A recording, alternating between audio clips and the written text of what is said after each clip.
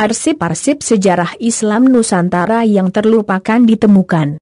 Kitab karya Syekh Abdul Karim Al-Jawi Al-MKKI, Banten, dan Syekh Ibrahim Brumbung, Demak, tentang Thorikoh Qadiriyah Naqsyabandiyah ini adalah sampul kitab berjudul Rislah Silsilah Al-Thorikotain Qadiriyah wan Naqsyabandiyah karangan Syekh Abdul Karim Banten, Syekh Abdul Al-Karmal Juwalmak, dan Syekh Ibrahim Brumbung, Meranggen, Demak, Jawa Tengah. Kitab tersebut ditulis dalam bahasa Arab dan diterbitkan dalam format tipografi, cetak huruf baris. Kitab yang ditemukan ini adalah edisi cetakan kedua pada tahun 1356 Hijriah, 1937 Masehi, tanpa menyebutkan identitas penerbitnya. Sesuai dengan judulnya, kitab tersebut berisi silsilah, genealogi, Thorikoh Qadiriyah Naqsyabandiyah, TKN, sekaligus berbagai kaifiat, petunjuk atau tata cara, bertorikoh ordo tersebut. Saya menemukan kitab ini di lemari perpustakaan Kiai Haji Soleh Syamsuddin Lateng, Banyuwangi, Jawa Timur, wafat 1951, yang terkunci selama puluhan tahun sebelumnya. Di pesantren Kiai Haji Soleh Lateng pula pernah dihelat Muktamar NU yang ke-9 pada bulan April tahun 1934. Pada bulan September tahun 2017 silam, saya berkesempatan mengunjungi makam, masjid, dan pesantren Kiai Haji Soleh Lateng dengan ditemani oleh kawan-kawan dari komunitas Pegon dan Aswaja Center PCNU Banyuwangi. TKN sendiri diinisiasi dan dikembangkan oleh seorang ulama sufi besar Makkah asal Nusantara, yaitu Syekh Ahmad Khatib Sambas, Syekh Ahmad Khat bin Abdul Ghafar Sambas Salmak, wafat 1875, sebagai penggabungan dari dua thorikoh besar, yaitu Qadiriyah dan Naqsyabandiyah.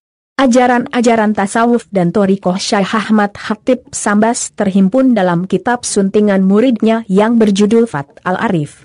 Syekh Ahmad Khatib Sambas memiliki 3 orang khalifah utama yang meneruskan ajaran thorikohnya itu, yaitu Syekh Abdul Karim Banten yang berkedudukan di Makkah, Syekh Tolhah Kalisapu Cirebon, wafat tahun 1935, dan Syekh Ahmad Hasbullah Madura.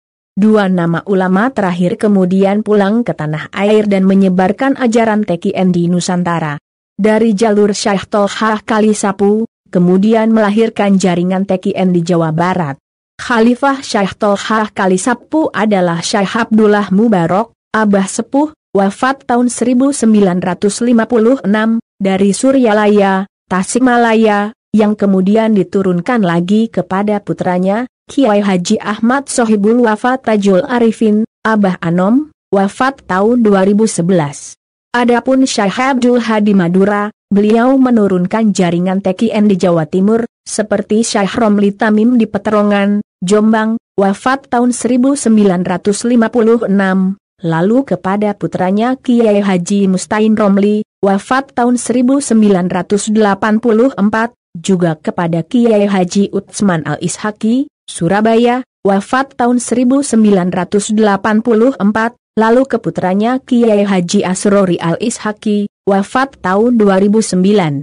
Adapun dari jalur Syekh Abdul Karim Banten yang meneruskan kemursyidan Syekh Ahmad Khatib Sambas di Makkah, TKN kemudian menyebar di wilayah Banten, Bogor, Jawa Barat, dan Jawa Tengah. Di Bogor, salah satu murid Syekh Abdul Karim Banten yang paling utama adalah Kiai Haji Tubagus Falak, Pagentonan, wafat tahun 1972. Adapun di Jawa Tengah, murid utama Syekh Abdul Karim Banten adalah Syekh Ibrahim Brumbung, wafat tahun 1927. Nah, kitab di atas adalah ajaran dan sanad, silsilah, TKN yang diturunkan oleh Syekh Abdul Karim Banten kepada Syekh Ibrahim Brumbung. Syekh Ibrahim Brumbung, lahir tahun 1839 M, sendiri berasal dari Terboyo, Semarang. Beliau adalah putra dari Sayyid Muhammad El atau Raden Yuda Negara atau yang dikenal dengan Sunan Terboyo. Ketika muda, Syekh Ibrahim belajar di beberapa pesantren tua di Jawa Timur, seperti pesantren Cempaka, Nganjuk, dan pesantren Langitan, Tuban. Syekh Ibrahim lalu pergi ke Makkah untuk belajar dan bermujawarah di kota suci itu. Di antara guru utama beliau di Makkah adalah Syekh Abdul Karim Banten.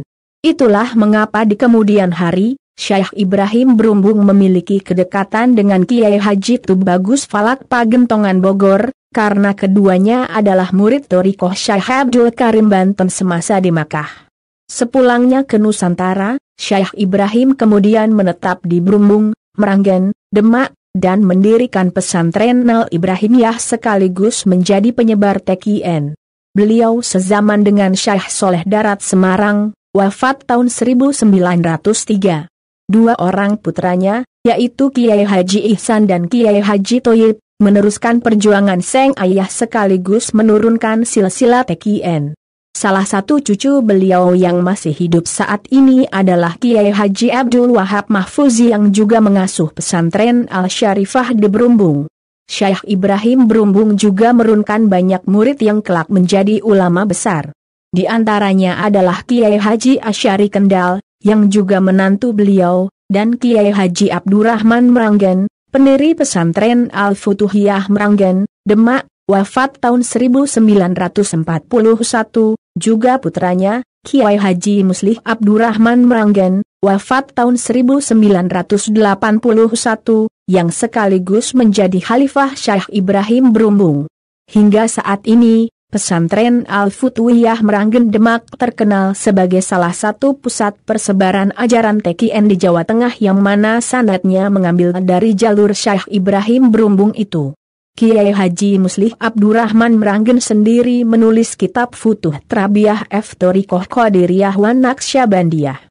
Selain mengkaji jaringan kekerabatan antar silsilah, genealogi keilmuan, TKN yang membentang luas itu, mengkaji jaringan karya-karya TKN yang dihasilkan oleh Syekh Ahmad Khatib Sambas dan murid-murid turunannya itu tentu tak kalah menarik.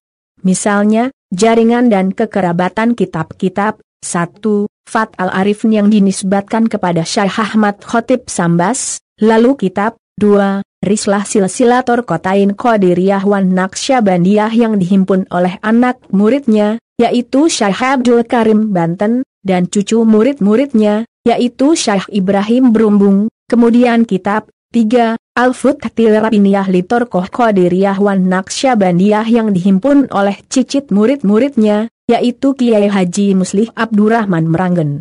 Bandung, Juli 2018. Al-Fakir Aginanjar Syaban.